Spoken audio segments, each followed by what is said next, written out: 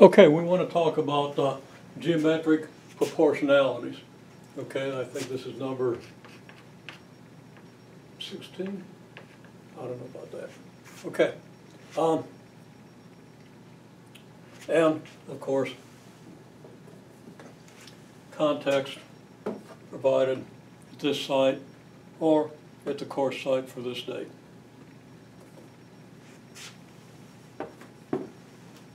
Okay, for geometrically similar objects, I say a linear dimension is anything you can measure with a ruler or a tape measure, at least theoretically, like the distance from here to the moon. If you had a long enough tape measure, you could measure that.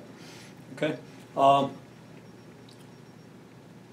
so a linear dimension is anything you could at least theoretically do with a single measurement with a tape, if you had a long enough tape. Or you could see something short enough to measure something very small. Okay,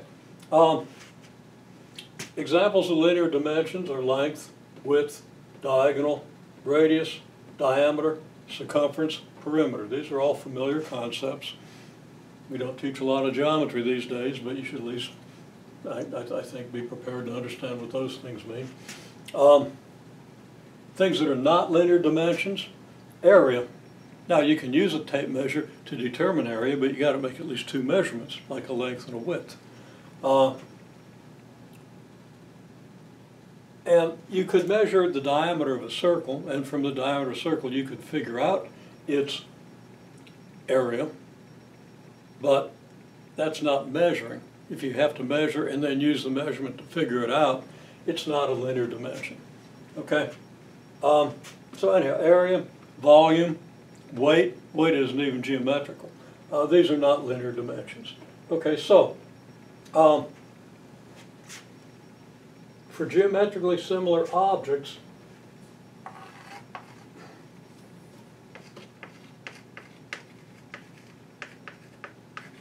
volume is proportional to the cube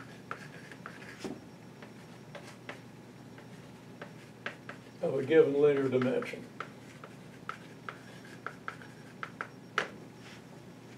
And area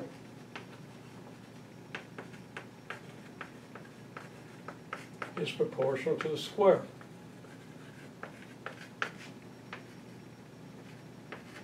of a given linear dimension. So,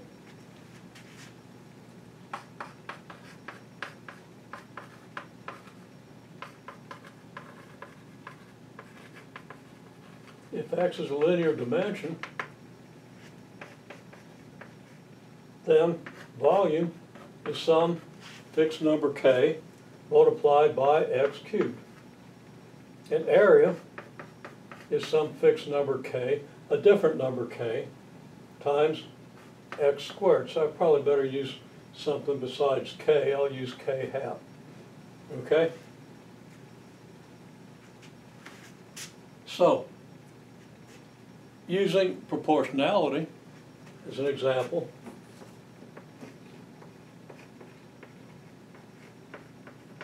let's say the volume of some geometric object is 10,000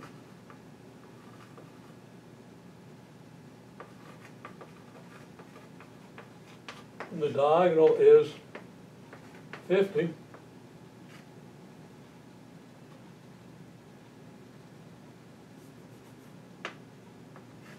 And you want to find the volume when the diagonal is 60. Okay, well, you write out the proportional. You got a volume, proportionality. You got the volume is kx cubed. You know the volume is 10,000 if the diagonal is 50.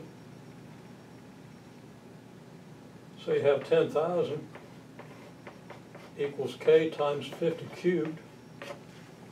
50 cubed is 125,000.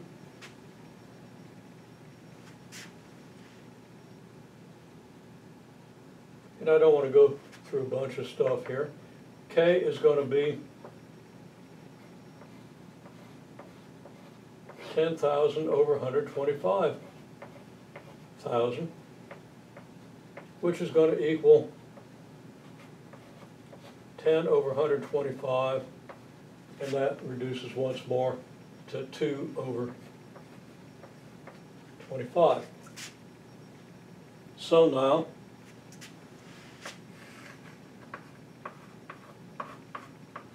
so volume equals 2 over 25 times x cubed.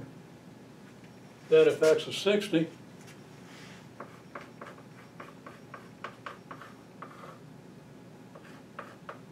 volume is 2 over 25 times 60 cubed, which is 2 over 25 times 216,000. And what's that going to be? That's going to be 432,000 divided by 25, so it's going to be 0.04 times 432,000, which is going to be around 17,000. Okay, well, you can figure out what that is. It's going to be quite more than 10,000. It's going to be around 16 or 17,000. Okay? Well, that's how you use proportionality. Okay, proportionality is basically just a one-parameter model. If you know what the proportionality is and you know one data point, you can find that parameter and then you get your function. And you can use that function to do whatever you need. Well, there's your function. You can use a function to do whatever you need. Okay, so that's just kind of an overview of geometric proportionalities and why we say, not why, you know, I would love to go into it, but any area of one figure is in the same proportion to the square of the linear dimension of another geometrically similar figure, and that proportionality is your K. That proportionality constant is your K. Okay.